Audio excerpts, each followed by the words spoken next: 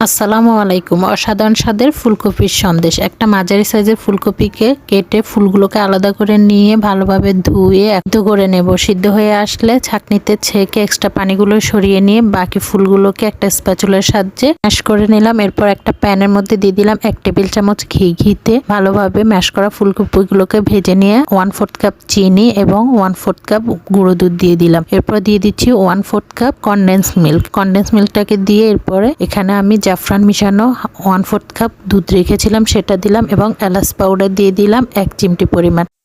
আরেক টেবিল চামচ ঘি মিশিয়ে ভালোভাবে নেড়ে চেড়ে যখন প্যানের গা থেকে ছেড়ে দেবে তখনই কিন্তু নামিয়ে এটাকে সেট করে নিতে হবে। একটা ডিশে বাটার পেপার দিয়ে আমি তাতে সন্দেশগুলো সেট করে নিচ্ছি এবং উপর থেকে কাঠবাদাম কুচি এবং কিশমিশ কুচি দিয়ে ডেকোরেশন করে সেট রেখে দেব। ঠান্ডা হয়ে গেলে পছন্দ মতো শেপ দিয়ে কেটে নিলেই রেডি হয়ে গেল অসাধারণ মজার ফুলকপির সন্দেশ। সবাই ভালো থাকবেন, দোয়া করবেন। আল্লাহ হাফেজ।